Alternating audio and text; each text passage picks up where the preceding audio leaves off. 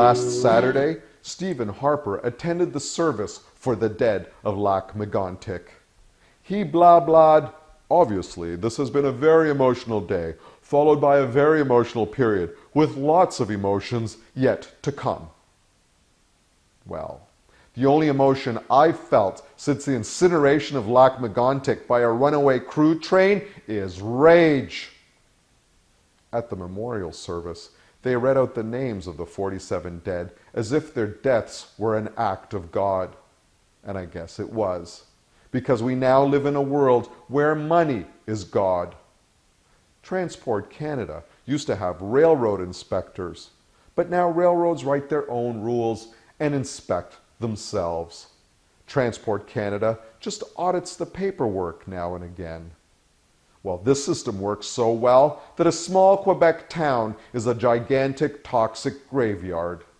The federal and Quebec governments each promised $60 million to undo the regulatory failure, but the railroad won't even pony up $4 million to cart away their dead train. So like usual, the profits were private, but the losses, human, financial, and otherwise, are going to be socialized. The Lac Megantic tragedy was no accident. It took decades of dedicated deregulation and greed to make it happen. The Montreal, Maine and Atlantic Railroad specializes in taking over short lines from major railroads and running them without unions. The train pulling 72 tanker cars of oil was being operated by an oxymoronic one-man crew. The railroad president said that putting a second crew member on that train would raise the cost of moving crude by 2%, and that's the way the system works. It sounded to me like he was saying that 2 points is a license to kill. If there had been a 5-man crew operating the train, like back in the 1970s, 47 more people would be sitting down to dinner with their families tonight in Lac Megantic.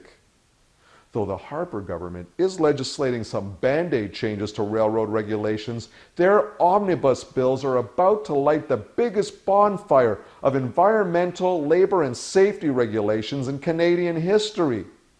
These bills are the blueprints for Lac Megantic's scale disaster for decades to come.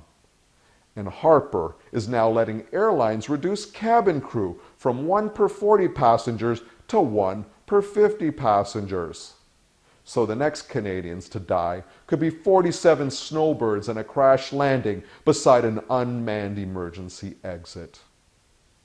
If the Lac Megantic disaster had been an act of terror, then the whole nation would be apoplectic with rage. Government agencies would be resourced to fight the murderous menace. Legislation would be passed to limit the rights of potential perpetrators and agents hired to enforce the legislation.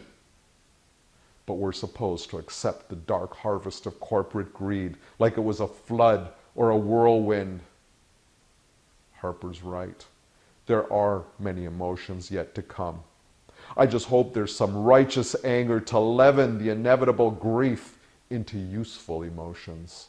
In Toronto, for Rabble TV, I'm Humberto da Silva, unabashed enemy stakeholder, and not Rex Murphy.